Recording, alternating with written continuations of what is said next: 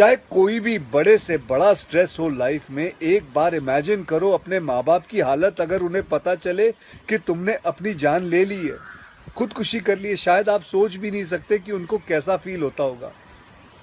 मान लिया कि आपका स्ट्रेस बहुत बड़ा है, पर इतने हल्के में मत लो अपनी लाइफ को यार।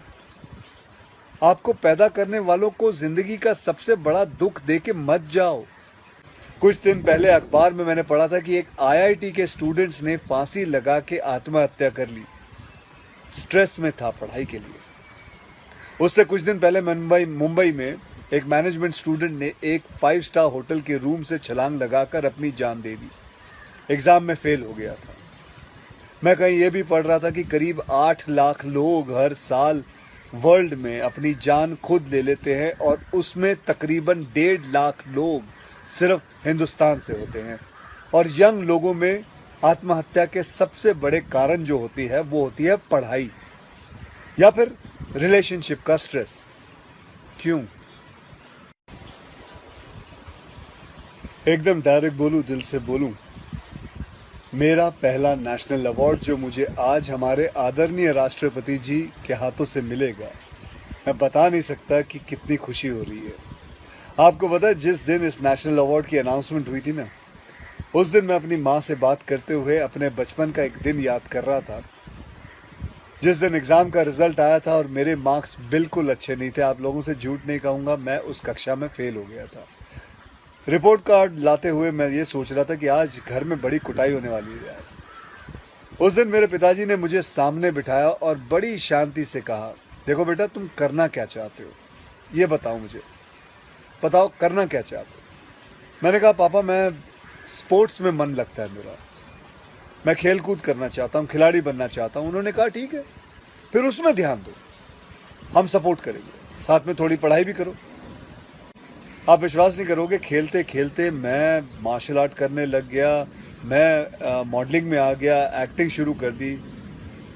उन्होंने हर चीज़ में मुझे सपोर्ट किया। अगर उस दिन मेरे पेरेंट्स ने ये ना समझाया होता कि मेरी स्ट्रेंथ किस चीज़ में है, तो आज मैं सोच भी नहीं सकता कि ये नेशनल अवार्ड कभी मेरे हाथ पे होता। ये अपने लाइफ की कहानी मैं आपको एक वजह से सुना रहा हूँ। कुछ दिन पहले अखबार में मैंने पढ़ा था कि एक आईआईटी के स्टूडेंट्स ने फांसी लगा के आत्महत्या कर ली। स्ट्रेस में था पढ़ाई के लिए। उससे कुछ दिन पहले मुंबई में एक मैनेजमेंट स्टूडेंट ने एक 5 स्टार होटल के रूम से छलांग लगाकर अपनी जान दे दी। एग्जाम में फेल हो गया था। मैं कहीं ये भी पढ़ रहा था कि करीब 8 लाख लोग हर साल वर्ल्ड में अपनी जान खुद ले लेते हैं और उसमें तकरीबन 1.5 लाख लोग सिर्फ हिंदुस्तान से होते हैं। और यंग लोगों में आत्महत्या के सबसे बड़े कारण जो होती है वो होती है पढ़ाई या फिर रिलेशनशिप का स्ट्रेस। क्यों? तुम्हारी जान एक एग्जाम के मार्कशीट से सस्ती हो गई है? नहीं। ऐसा क्या पढ़ाई कर रहे हो? इससे तो देश के लिए सरहद पे जाके जान लगा दो दांव पे। चाहे कोई भी बड़े से बड़ा स्ट्रेस हो लाइफ में, एक बार इमेजिन करो अपने माँ बाप की हालत अगर उन्हें पता चले कि तुमने अपनी जान ले ली है, खुदकुशी कर ली है। शायद आप सोच भी नहीं सकते कि उनको कैसा फील होता होगा। मान लिया कि आपका स्ट्रेस बहुत बड़ा है, पर इतने हल्के में मत लो अपनी लाइफ को यार। आपको पैदा करने वालों को जिंदगी का सबसे बड़ा दुख दे के मत जाओ।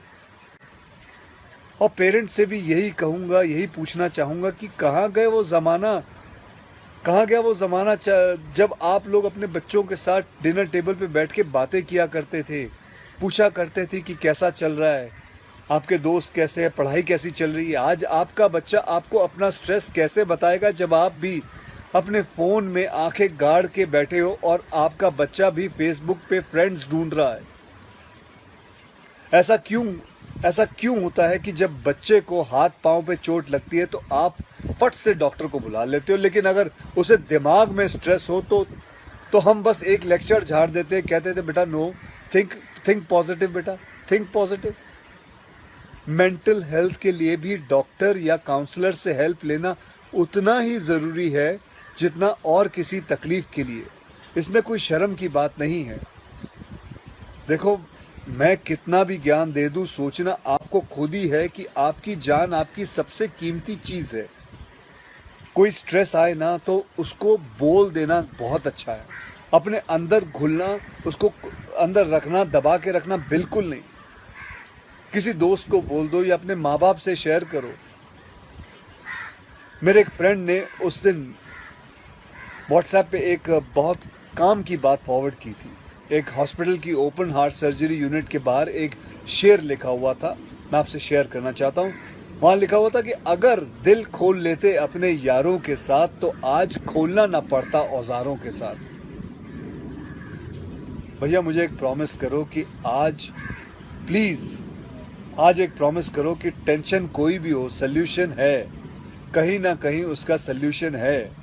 और वो सल्यूशन आत्महत्या बिल्कुल नहीं है, कभी नहीं है, किसी हालत में नहीं है। अपना ध्यान रखो। मिलते हैं फिर। Till then, next time, good bye, जय हिंद।